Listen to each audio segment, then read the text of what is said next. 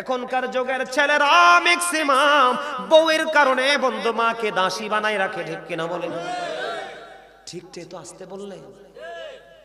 আমি দেখেছি কোন কোন বাসায় কাজের বুয়ার দাম অনেক বেশি আছে রে, কোন ছেলের কাছে বউয়ের কাছে মার দাম ততটা নাই। বন্ধু আমার নবী বলেছে মায়ের কলিজায় আগুন দিস না, তোর পুরো জীবন আগুনে জোর পুড়ে যাবে রে, তোর পুরো ওই ফিউচারটা বন্ধু আগুনে পুড়ে যাবে। নবীজি জানাই দিল মায়ের চেহারার দিকে যদি তাকায় কোনো ছেলে মার দিকে তাকায় বলে আল্লাহ আমার মার চেহারাটা শুকায় গেছে গো, আমার মা আজকে দুপুরে কেন খেতে পারলো না, আমার মা কেন খাবার খাইতে পারে না, আল্লাহ গো আমার মায়ের কি হয়েছে গো, পৃথিবীতে মায়ের মতো আপন আর কেউ হতে পারে না। আমার নবীজি বলেছে যদি কোন সন্তান মায়ের চেহারাটার দিকে তাকাইয়া কান্দে আর মনে মনে বন্ধু চোখের পানি না পড়লেও আপনারা চাইয়া দেখেন আমার চোখের পানি চলে এসেছে বন্ধু, পৃথিবীতে আমার কাছে আমার মায়ের মতো দামি আর কেউ নাই রে, আমার মায়ের চেহারা মনে আমি দেখতে পারি না, আমার মায়ের চেহারা যদি বিন্দু পরিমাণ কালো হয় আমার মনে হয় গোটা পৃথিবী আমার অন্ধকার হয়ে গেছে। বন্ধু মায়ের জীবন কত কষ্টের তোমরা জানো না, বাবার ঘরে কষ্ট করে এসে স্বামীর ঘরে কষ্ট করে সন্তানগুলো বড় হওয়ার পরেও যদি মা কষ্ট পায় রে, তাহলে এর চেয়ে বড় হতভাগা সন্তান আর কেউ হতে পারে না।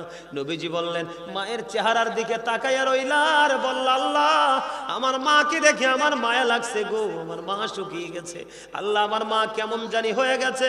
আমার নবী ডেকে ডেকে বলে উম্মত রে ওই মায়েরে ভালোবাসলি আমার আল্লাহ তোর আমল নামার দিকে চাইয়া দেখ, আমার আল্লাহ তোর আমল নামায় হজের সওয়াব ঢুকাইয়া দিছে। জোরে জোরে বলুন না সুবহানাল্লাহ, আরো জোরে বলেন না সুবহানাল্লাহ।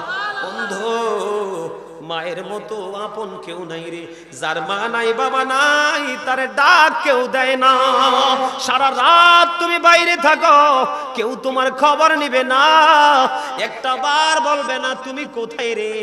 ও বন্ধু পৃথিবীর সব প্রেম হলো স্বার্থের প্রেম, বাবা মার প্রেমে কখনো কোনো স্বার্থ নাই, বাবা মা চায় সব কিছুর বিনিময়ে আমার সন্তান ভালো থাকুক, ঠিক কিনা বলেন? বন্ধুরি আমার মা বাবা নিয়ে আজকে দুইটা অপশন দিয়ে আমি আজকে আলোচনাটা শেষ করব। বন্ধু আপনাদের এলাকায় বন্ধু আপনাদের এলাকায় ছেলেরা মা বাবার সাথে খারাপ ব্যবহার করেনি? বেশি করে? হ্যাঁ হুজুরটি আরো বেশি করে?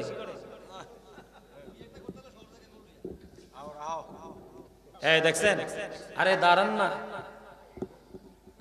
আসল কথা তো কয়ে দিছে। এবার শুনেন আপনাদের একটা স্পেশাল একটা ধন্যবাদ এই কথাটা বলার জন্য। আপনাকে বলি এই সবে শুনে যান, আজকে কিয়ামতের আলামতের মধ্যে অনেক আলামতই তো আছে, এর মধ্যে একটা আলামত হলো বন্ধু মোল্লা সাহেবেরা, আমার নবী বলেছেন কিয়ামতের আগে একটা মেতর, একটা মুচি, একটা কামার, একটা তাঁতি, একটা জেলে, একেবারে লোকাল কোয়ালিটির মানুষ, অতি সাধারণ মানুষ, ওই অতি সাধারণ মানুষের তুলনায় অতি সাধারণ মানুষের চাইতেও নিকৃষ্ট হবে নামধারী মৌলবীরা। জোরে জোরে কন্যা নাউজুবিল্লাহ। কিয়ামতের আলামতের মধ্যে অন্যতম একটা আলামত হলো বন্ধু কিয়ামতের আগে মোল্লারা, ওই যে আপনি বলেছেন এটা কিয়ামতের আলামত। আমি আসার সময় একজন মুরব্বী মোবাইলে একটা ভিডিও দেখাইছে, হুজুর একটু অনুরোধ আমার একটা আলোচনা শোনাইবেন।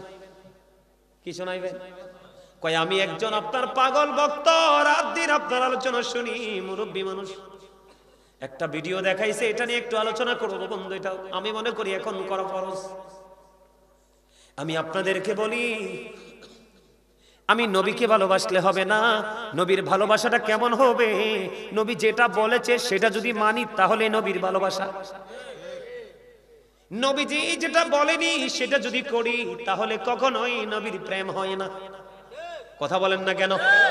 মারে সারাদিন বললাম মা গো বাবা গো তোমাকে ভালোবাসি, কিন্তু মা চাইলেও দেই না, বাবা চাইলেও দেই না, এটা ভালোবাসা নি। কিন্তু কিছু বলবো না, মায়ের যখন যেটা প্রয়োজন, বাবার যখন যেটা প্রয়োজন, এটা এনে তুলে দিলাম, এটা হলো প্রকৃত প্রেম। আমি আপনাদেরকে বলি বন্ধু একটা হাদিস শরীফ ছোট্ট করে শুনেন। আল্লাহর হাবিবকে প্রশ্ন করলেন একজন, ইয়া রাসূলুল্লাহ, আমার কাছ থেকে সবচেয়ে ভালো আচরণ পাওয়ার হক কার বেশি? আপনার শরীরটা ঘামাইলো কেন? শরীর কি খারাপ? হ্যাঁ, কোনো সমস্যা আছে? আমি কিন্তু এরকম ঘামের মানুষ দেখলে ভয় পাই। না না, সত্যি তো, দেখেন না, আমার কিন্তু একটা ফুটছি, এই যে একটা নিচে কত মোটা জুব্বা, এরপরেও কিন্তু আমার ওই রকম গরম লাগে না। কথা কইতে কিন্তু অনেক কষ্ট, জানেন নি? এটা পুরো প্রেসারটা আসে হার্টের উপরে, কিন্তু আমাদের হার্ট কখনোই দুর্বল হবে না ইনশাআল্লাহ, কারণ Zika is the heart medicine. Zika is the heart medicine, জিকির হলো হার্টের ওষুধ। আপনাদেরকে ভালো কাজে ডাকতেছি, মন্দ কাজ ছেড়ে দেন বলতেছি, এটা তো জিকির। যত জিকির করব ততই হার্টটা স্ট্রং হবে, ঠিক না? ঠিক। আপনারা খুশি তো? সবাই খুশি? মন থেকে বলেন। আপনারা গজল পছন্দ করেননি সবাই? আরো জোরে বলেন। গাইবো একটু গজল, একটু গজল গাইবো। জাহান্নামের আগুন মাবো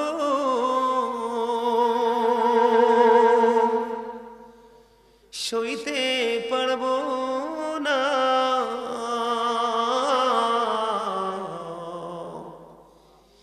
দুনিয়াতে নাও কান্দাইয়া আখেরে কান্দায়ও না, ঠিক না বেঠিক? আমার প্রাণ পাখি রে, আমার কালো ময়না রে, একদিন তো যাইবা পাখি ছাড়িয়া, একদিন তো যাইবা পাখি ওড়িয়া। আমার প্রাণ পাখি রে, আমার কালো ময়না রে, একদিন তো যাইবা পাখি ছাড়িয়া। ছেলে মেয়েরা পাশে বসে কান্দিবে পাগলের বেশে, চোখের জলে পড়বে কোরআন খুলিয়া, চোখের জলে পড়বে কোরআন খুলিয়া। আমার প্রাণ পাখি রে, আমার কালো ময়না রে, একদিন তো যাইবা পাখি ছাড়িয়া। বাস্তব কিনা বলেন? এগুলো শুনলে কি আর বাড়ি থাকতে মন চায়? কখনো মনে চায় যে বাড়ি থাকি? আহারি কষ্ট, যন্ত্রণা কি যে ভয়ঙ্কর হবে ওপার, এটা কোনোদিন কাউকে বলে বোঝাতে পারবো না। বন্ধুরে আমার দিকে তাকান। আমার নবীকে প্রশ্ন করা হলো, ইয়া রাসূলুল্লাহ, আমার কাছ থেকে সবচেয়ে ভালো আচরণ তাকে কে পাওয়ার হক রাখে? নবীজি বললেন, ক্বালা উম্মুকা, তোমার মা। ইয়া রাসূলুল্লাহ, ক্বালা সুম্মা মান, তারপরে কে? নবীজি বললেন, ক্বালা উম্মুকা, তোমার মা। আবার প্রশ্ন করলেন, ক্বালা সুম্মা মান, তারপরে কে? নবীজি বললেন, ক্বালা উম্মুকা, তোমার মা। আবার প্রশ্ন করলেন, ক্বালা সুম্মা মান, তারপরে কে গো? আমার নবী বললেন, ক্বালা আবুকা, তোমার বাবা। বন্ধু, বাবার দাম কত বেশি রে, বাবার মর্যাদা কত বেশি। বন্ধু আমার দিকে তাকান। এক ব্যক্তি এসে আমার নবীকে একটা ডাক দিয়ে বললেন, নবী গো, ওগো নবী, আমার উপার্জিত অর্থগুলো, আমার সঞ্চয় করা অর্থগুলো আমার বাবা সে নিজের মতো করে খরচ করে, গো নবী আমি কি করব? আমার বাবা আমার উপার্জিত সম্পদ নিজের মতো খরচ করতে চাই গো, আমি কি করব গো নবী? আমার নবী আবার একটা ডাক দিয়ে বলল, শুধু তোমার উপার্জিত অর্থ নয়, তুমি নিজেও তোমার বাবার সম্পদ। শুধু তোমার টাকা পয়সা না, বাবা চাইলে তোমাকে যেমনি তোমাকে ইউজ করতে পারবে, ব্যবহার করতে পারবে, তুমি না শব্দটা ব্যবহার করতে পারবা না। এই বাবা পাইয়া মানুষ কত কষ্ট দেয় রে। বাবার কথাও বন্ধু শুনতে চায় না। তোমাদেরকে আমি বলি, নবীজি একটা শব্দ হাদিস শরীফের মধ্যে 3 বার বলেছে, হতভাগা সে, হতভাগা সে, হতভাগা সে। কে রে সেই হতভাগা? আমার নবীজি একটা ডাক দিয়ে বললেন, পিতামাতা 2 জনকে পাইলো অথবা 1 জনকে পাইলো, তাদেরকে ভালোবেসে জান্নাতি হতে পারলো না, তার মতো হতভাগার পৃথিবীর বুকে কেউ হইতে পারে না। নবীজি বলেছে বাবাকে কষ্ট দিও না। যেই বাবা তার সন্তানের উপর অসন্তুষ্ট রে, আমার নবী বলেছে আল্লাহ সেই সন্তানের উপর অসন্তুষ্ট। বাবা যেমন এই সন্তানকে দেখতে পারে না, আমার আল্লাহ যদিও মায়া করে বানাইছে, বাবার সাথে বেয়াদবির করেন আল্লাহ তাকে সহ্য করে না।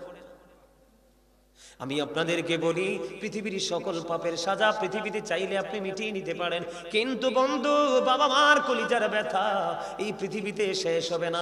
আপনার পুরো জীবন যন্ত্রণার মধ্য দিয়ে যাবে রে। এই যন্ত্রণার পরে মরার পরে আপনার আযাব বন্ধ বহাল থাকবে। এমন বড় সম্পদ আপনি বোঝেন না। বাবা মা কত দামি জিনিস, বাবা মা কত মর্যাদার জিনিস, বাবা মার মর্যাদা কত বেশি রে। আল্লাহর কোরআনে পর্যন্ত বাবা মার কথা আল্লাহ ঢুকাই দিছে। আল্লাহ বলেছেন ওয়াবিল ওয়ালিদাইনি ইহসানা, জোরে জোরে কন্যা আল্লাহু আকবার।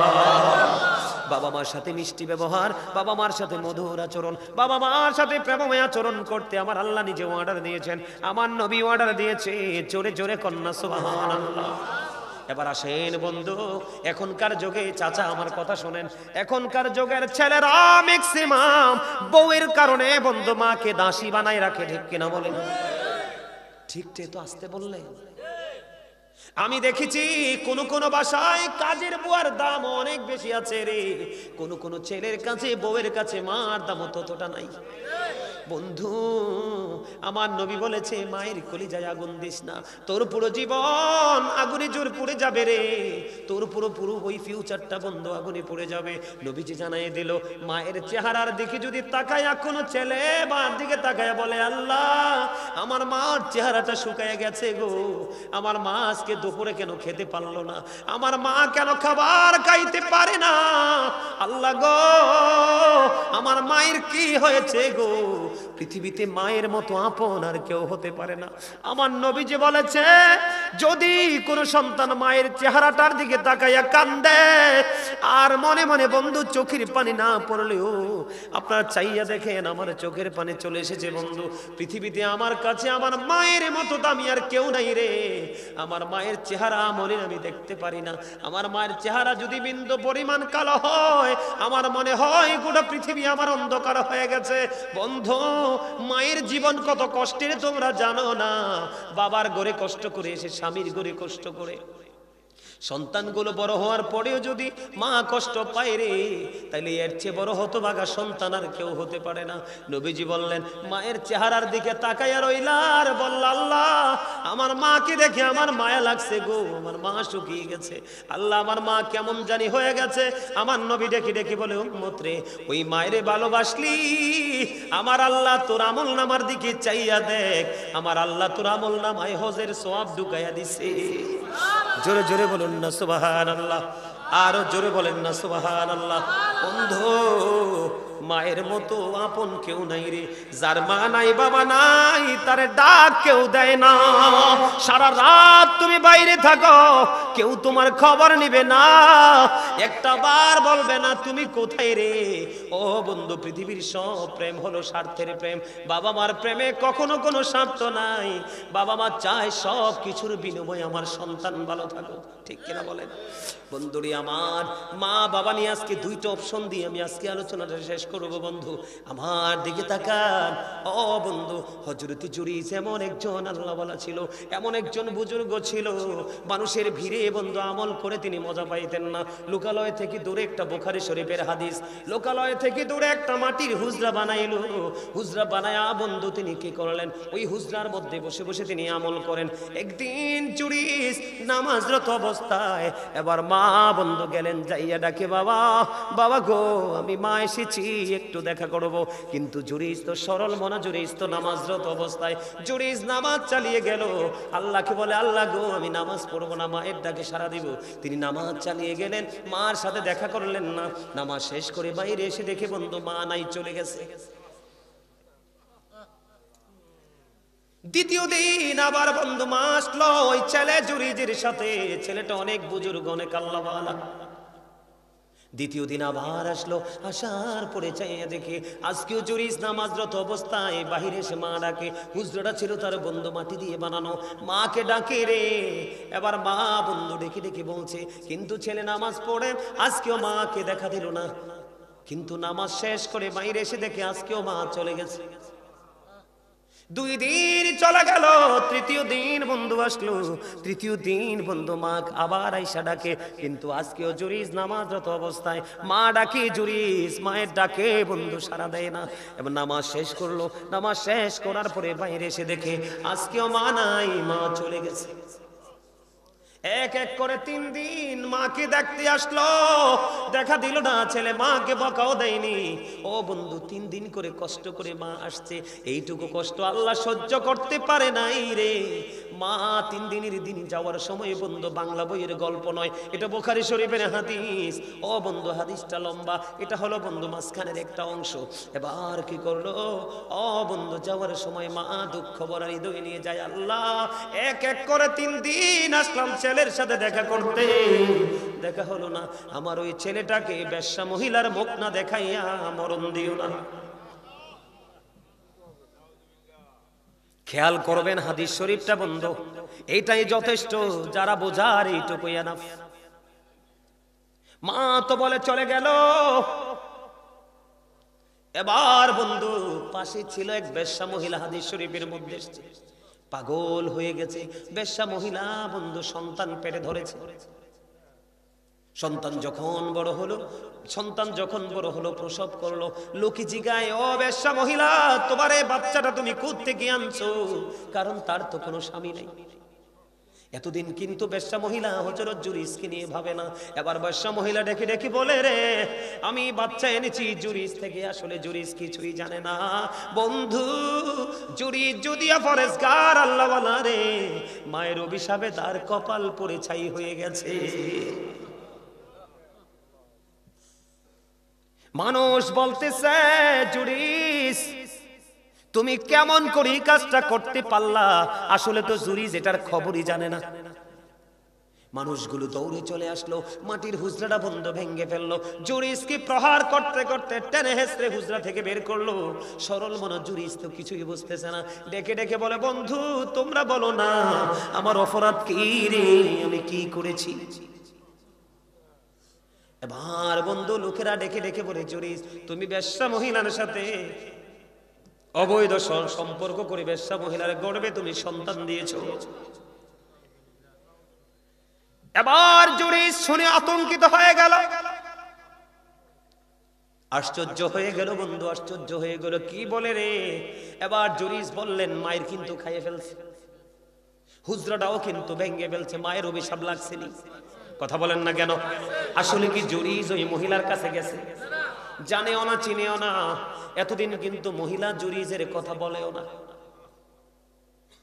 এবার কি করলেন? জুরিস বলল, আমাকে একটা ঘটি পানি দাও। একটা ঘটি বন্ধু পানি দেওয়া হলো। দেওয়ার পরে তিনি ওযু বানাইলেন। ওযু বানাইয়া তিনি নামাজ পড়লেন। নামাজ পড়ে বললেন, ওই যে বাচ্চাটা বেশ্যা মহিলার পেট থেকে দুনিয়াতে আসছে, ওই বাচ্চাটাকে আমার কাছে নিয়ে আসো। এবার বন্ধু বাচ্চাটাকে জুরিজের সামনে আনা হলো। বাচ্চাটার পেটটার উপর জুরিজের হাত রাখিয়া অসংখ্য মানুষ বন্ধু দৃশ্য দেখার জন্য দাঁড়িয়ে আছে। বেশ্যা মহিলার বাচ্চাটার পেটটার উপর বন্ধু জুরিজের হাতটা রেখে বলল, বাবু বলো না তোমার বাবা কে?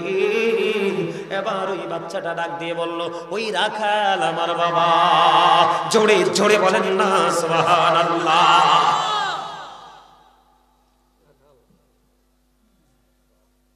কেমন বুজুর্গ দেখছেন জুরিস? আপনি আমি বাচ্চার উপর হাত রাখলে বাচ্চা কথা বলবো না। মাত্র বাচ্চা পৃথিবীতে আসছে, একেবারে শিশু। যে আল্লাহর ওলি জুরিজের হাতের স্পর্শে ছোট্ট বাচ্চার জবান খুলে যায় রে, ওই বাচ্চা পর্যন্ত মায়ের অভিশাপ দেওয়ার সঙ্গে সঙ্গে গজব থেকে বাঁচতে পারে নাই। এখনকার ছেলেরা আমল নাই, ঈমান নাই, ভালো কোনো কাজ নাই, তাদের উপায়টা কেমন হবে তোমরা বলো? উপায় আসেনি। এই জন্য বলবো, ও বিছুনদারি গ্রামের আমার যুবক ভাইয়েরা, তোমরা একটু হৃদয় খুলে শোনো। রাসূলের সাথে প্রেমের ডুরি লাগাও, হক্কানি আলেমদের সাথে প্রেম করো, দেখবা জীবন কত সুন্দর, তোমার ভবিষ্যৎ হবে অত্যন্ত মধুময়। এটা গেল একটা বন্ধু। জুরিস তো বকা দেয় নাই, গালি দেয় নাই, কোনো কিছু চাইছে দেয় নাই।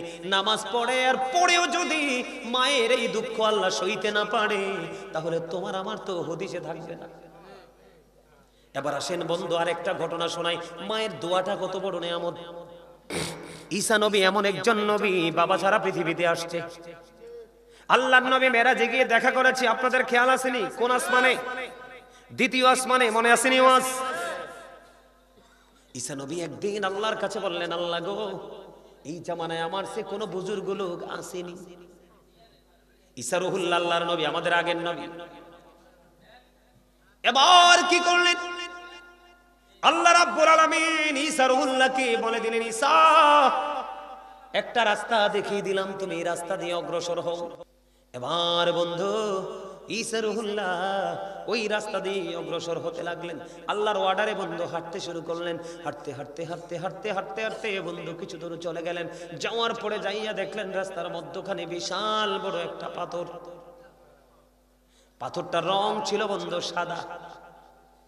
পাথর দেখার পরে রে এবার ঈসা রুহুল্লাহ একটু আশ্চর্য হয়ে গেলেন। মালিক, অর্ডার তো তুমি দিয়েছো, কিন্তু এই পরিস্থিতি কেন গো? আমার আল্লাহ একটা ডাক দিয়ে বললেন, ঈসা রে, তোমার হাতে যে লাঠি, তোমার হাতে যে আশা আছে রে, ওই লাঠিটা তুমি পাথরে আঘাত করো। পাথরটাতে আঘাত করা হলো বন্ধু। পাথরের মধ্যে যখন আঘাত করলো, আঘাত করার পরে বন্ধু দেখতে পাইলেন পাথরটা ফাইটা দুইটা টুকরা হয়ে গেল, আলাদা হয়ে গেল। এবার ঈসা নবী চাইয়া দেখলেন ওই পাথরের মধ্যে বসবাস করতেছে জয়ীফ এক বৃদ্ধ লোক। জোরে কন্যা সুবহানাল্লাহ। পাথরে কোনো দরজা নাই, পাথরে কোনো জানালা নাই, পাথরে ঢোকার কোনো রাস্তা নাই। এই আশ্চর্য হয়ে গেলেন ঈসা রুহুল্লাহ। আল্লাহ তাৎক্ষণিকভাবে আল্লাহর দরবারে বন্ধু দরখাস্ত করে দিলেন, মালিক, আমি আশ্চর্য হয়ে গেলাম কি দেখে বন্ধু? ঈসা নবীজি ওই জয়ী বৃদ্ধ লোক, যেটা পাথরের মধ্য থেকে দেখা গেল পাথর ভাঙার পরে, বৃদ্ধকে একটা ডাক দিয়ে বললেন, আপনি কে গো? আপনার যে পাথরের মধ্যে বসবাস করেন, এই বসবাসের বয়স কত বছর চলে? এবার ওই বৃদ্ধর জবান খুলে গেল রে। ওই বৃদ্ধ একটা ডাক দিয়ে বলতেছে, আমি যেই পাথরের মধ্যে বসবাস করি, ওই যেই পাথরের মধ্যে বসবাসের বয়স হলো 400 বছর। কত বছর? 400 বছর। এই লোকটা কি জোয়ান না বুড়া? কথা বলেন না কেন বন্ধু? মা বাবাকে ভালোবাসতে জোয়ান বুড়া লাগে না। মা বাবাকে ভালোবাসা সব বয়সে দেওয়া যায়। কারণ পৃথিবীর মানুষের কাছে তুমি বুড়া মুরব্বী, আমি বুড়া হয়ে গেছি, আমার চুল পেকে গেছে, কিন্তু মায়ের কাছে এখনো ছোট্ট সেই সোনামণি। কথা বলেন না কেন? এবার বন্ধু বুড়োকে ঈসা নবী প্রশ্ন করলেন, আপনার বয়স 400 বছর, এই পাথরের কোনো দরজা নাই, জানালা নাই, আপনি খাবার খান কেমন করে? কয়, আমার খাবার আমার আল্লাহ প্রতিদিন জান্নাত থেকে পাঠায়। এই যে পুরুষ সামনে কিন্তু জান্নাতি ফল ঈসা নবী দেখতে পেয়েছে। কি পেয়েছে? ঈসা নবী দেখতে পেয়েছে। ঈসা নবী এই বুড়াকে প্রশ্ন করলেন, আপনি যে বুজুর্গি, আপনি যে মর্যাদা, আপনি যে সুন্দর পজিশন পেয়েছেন, এটা কেমনে করে পেয়েছেন? এবার ওই বুড়ার জবান থেকে বের হয়ে গেল, ওই বৃদ্ধ লোকটা বলে দিল, এই বুজুর্গি, এই ক্ষমতা পেয়েছি আমি আমার মায়ের ভালোবাসা দেওয়ার কারণে। পৃথিবীতে যত স্টার হয়েছে, যত বড় হয়েছে, প্রত্যেকটার ইতিহাস খুঁজে দেখেন, সবগুলো মা বাবার প্রেমিক। মা বাবার প্রেম ছাড়া আপনি রাসূলকে তো রাজি করতে পারবেন না, রাসূলও তো রাজি হবে না। মৃত্যুর সময় আপনার জবানে কালেমা আসবে না। এটা বড় শক্ত জিনিস। মা বাবাকে আদর করা, ভালোবাসা ফরজ। তাদেরকে কষ্ট দেওয়া কি হারাম? তাদেরকে কষ্ট দেওয়া কি? আমরা কি তাদেরকে কষ্ট দিব? কথা বলেন, দিব? কখনোই আমরা তাদেরকে কষ্ট দেব না। সম্মানিত উপস্থিতি, অনেক লম্বা সময় হয়ে গেছে, আর আলোচনা করব না এখন। এতক্ষণ যে কালেকশন করছিলেন কি জন্য?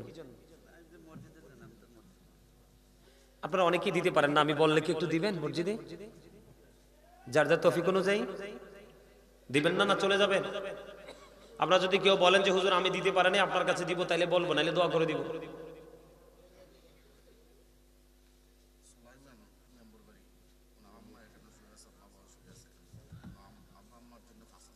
মারহাবা মারহাবা।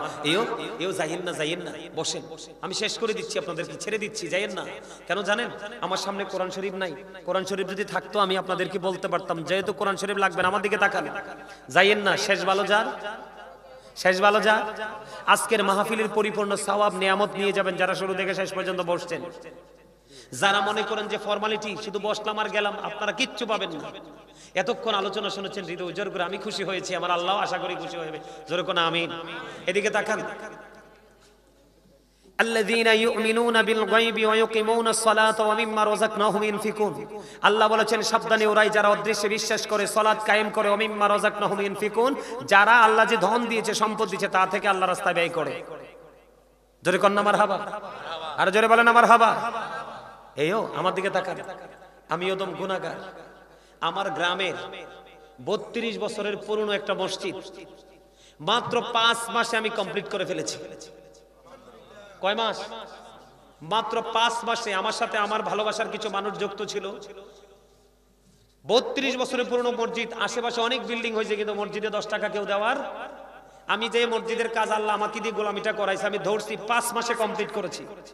আপনারা অনলাইন খুঁজে দেখবেন, দেখলে আপনাদের চক্ষু ঠান্ডা হয়ে যাবে।